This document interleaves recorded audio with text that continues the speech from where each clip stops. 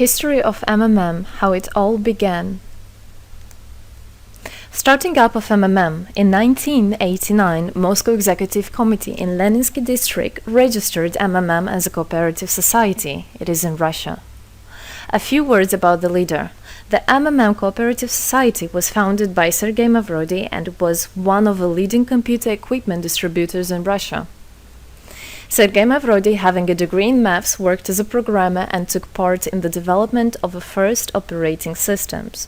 A few words about his decision to make his own company is the fact that having worked as a simple worker from 8 to 5, he understood that freedom is the most important for him, because that work of 8 to 5 is literally a slavery. At any point, at any time, the company can throw you out and you'll be left without nothing, although you could have worked in that company for years and years. So he realized it. This is why he decided to create his own child, and he knew whatever his efforts will be, it will come back to him in form of dividends and income.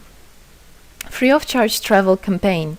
In 1992, the brand became universally recognizable after Mavrodi offered several times to all the residents of Moscow a day of free of charge travel in metro, Moscow subway. Pretty smart. Birthday of MMM. On October 20, 1992, the joint stock company MMM was registered. In fact, it is a birthday of MMM in the traditional form in which people got used to consider it. The shares of MMM on sale. February 1st, 1994, the shares of MMM went on sale, and people immediately began to buy them. Moreover, the company willingly bought them back on a new, higher rate, which grew very fast at about 100% per month. The company's principle today is always more expensive than yesterday worked perfectly. Few words about that. Why did he do that? As you might know, in 1991, the Soviet Union fell. So if until at the time of the Soviet Union, everything that there was in the country, like properties, different companies, or whatever that was bringing some goods, was national. So any person of the country was entitled to have a share of that production, of that company. Everybody was equal.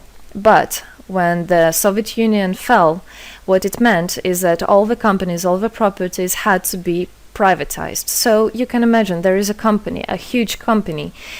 People worked there for years and years. And at one moment, there comes a person and says, all that is mine. Yes, this was the case. And obviously that information, that laws about the fact that it was possible to privatize was kept only for a small group of people for obvious reasons. So a simple worker who worked in that company for years and years or all his life didn't know he can actually come and say by law that that is his. So what genius idea Sergei Mavrodi had is to sell these shares to gather the money of the people, and with this money to buy those companies. So basically, if a person has an MMM share, he would have had an exact share from the company that Sergei Mavrodi bought. For example, a company from oil and gas or something else. Obviously, he knew perfectly which companies are worth it and which companies were not. There was quite a battle there. So as you can see, his idea was great, but let's see what happens. Government is trying to hinder MMM's activities. Surprise, surprise. Planned by the Russian government, MMM 94 was intentionally collapsed. It began when tax inspectors accompanied by OMON officers passed through the crowd of depositors and went inside the central office of the company to give a notice about the planned tax inspection. Right. So obviously, the small group of people that I was talking about is the government people, is the people that have connections and so on. And they wanted, obviously, all that money, all those properties to be kept in their hands. This is how the nowadays oligarchs were made. At that moment, they had nothing. In one day, they got loads of money. And now you can know them as very rich people who made their money on the back of a nation. So obviously they did something just to provoke some panic going through the crowd. Obviously, for any financial institution, a panic is really bad.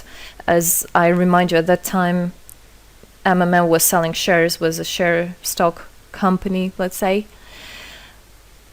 Mavrody's arrest. Sergei Mavrody was arrested on tax evasion charge. Really lame excuse. It wasn't at all like that.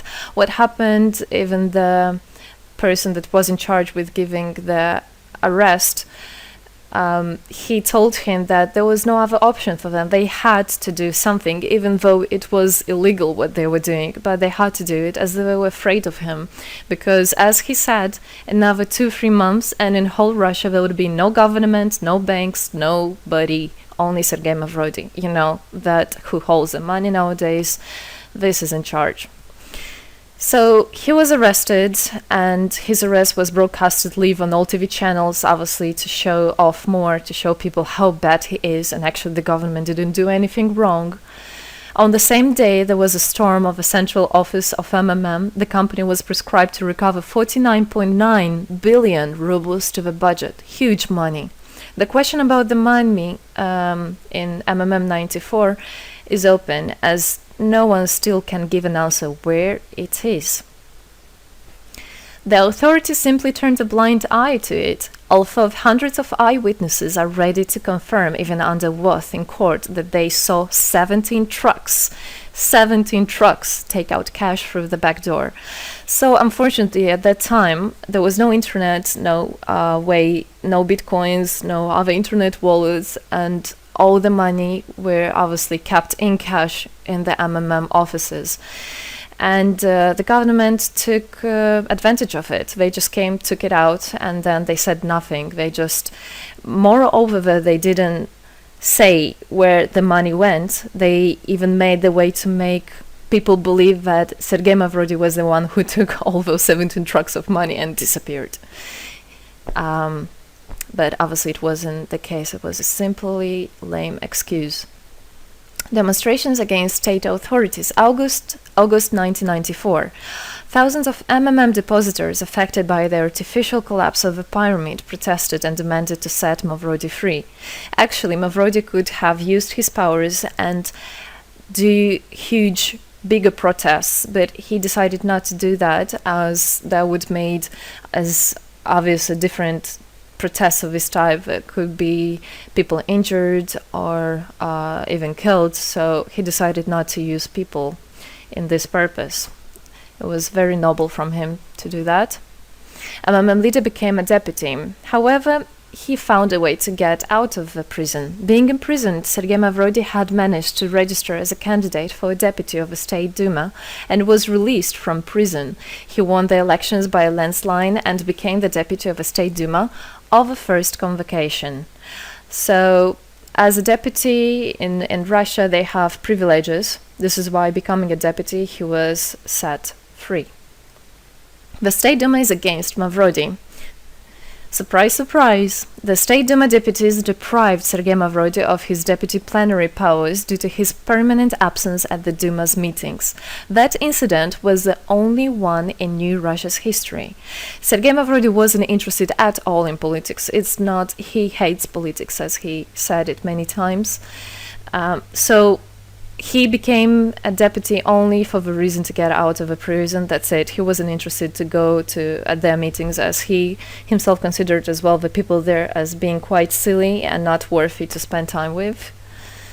But this was another lame excuse for them to deprive him by saying that he is absent. A candidate for presidency.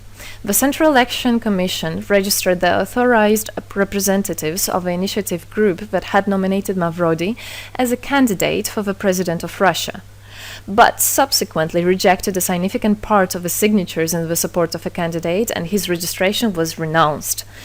So, for obvious reasons, they did that again. They weren't interested into having a fair president, a fair leader on top of their head. Revival of MMM, January 2011.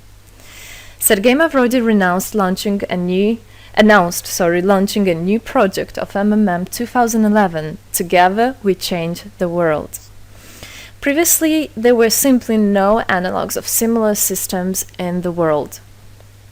The film about MMM, the launch of a project fell in the same time interval with the release of Russian film about MMM Pyramid, the plot of which is based on the eponymous book in which the history of MMM is disclosed by Sergei Mavrodi. So he wrote a book, and there is a movie which I highly recommend you to watch. You can find it online on YouTube. MMM is building a new, fair financial order. June 2012, the activity of MMM made a lot of banks collapse and a huge outflow of funds from deposit accounts happened. The system numbered more than 35 million members at the time. For obvious reasons, the fight against the system started. It suffered the same fate as MMM 94, eventually collapsed. So what happened? A lot of banks, as I already said, had a huge outflow, and another minus of the system of that time was that it wasn't really quite a community, because the money was still kept by the managers in MMM. So it wasn't the same idea as it is now, comparing it now, where people exchange money between themselves. You don't need to put it in a central account. At that time, there were central accounts, and it was again used by the banks. They simply blocked those accounts that they identified as being of MMM and took all the money away, and that's it. There were no other discussion about that. Again, huge loss of money. People lost a lot of money. Sergei Mavrodi didn't get all of them. It was again the banks that took the advantage of it. MMM 2012 is just the beginning. I'll be back. Sergei Mavrodi announced the launch of a completely new MMM, World Mutual Aid Fund, MMM community. It speeded up since the first day, showing crazy dynamics on new members' registration. It has been decided to send 10% of the whole turnover on payments to the affected members of MMM 2011. So again, another genius idea. In order not to make central accounts, in order not to gather the money somewhere, now the money are spread directly between participant itself. You can just check in your account online whom you should transfer the money to. So MMM now is connecting all the people between themselves and exchange, so that they can exchange the money and get benefits of it. It's amazing and it's crazy, but it is true. MMM is growing. Some short facts. 2012, MMM started its development in India. It had great, huge developments. 2012-2013, following India, MMM Bangladesh was launched as well. 2013, MMM Indonesia was launched. 2014, MMM Hong Kong. And it's not the end. MMM Global, 2014. MMM Global started up in the spring 2014. It is a voluntary network, a community of millions and millions of people from more than 100 countries worldwide. So there is already MMM settled in Argentina, Brazil, Philippines, Hong Kong, and other. And all the rest of people in the world from all the countries of the world are able to participate as well. So they rebelled against the financial slavery and combined their money for this purpose. So how it is possible? MMM, the Republic of Bitcoin. Bitcoin is another genius idea to set the world free. For MMM Global participants' convenience, there were some 20 ideas on funds transfers implemented. From now on, all the countries where you can buy and sell Bitcoins can be registered in a branch of Free People of the Republic of Bitcoin. Thus, there is no barriers to develop MMM in small countries due to their restrictions on the international bank transfers. Banks. This is not something that we would want to use, as the banks can anytime put restriction on an account or even block an account and take all the money. Yes, the banks can do that. Read better your contract. So, Bitcoins is really genius idea to do that. Join MMM Global, join our community, set the world free. Don't hesitate, don't even think of going back, just go always forward. We are writing the history right here and right now. We are not going to be any more slaves working from 8 to 5, having pennies for that. We want to hold our own money and to get the benefits of it. I don't want a bank to use my money for their own purposes. I want us people, free people, to use our money, to exchange the money when it is needed, and to help each other. This is really a great idea.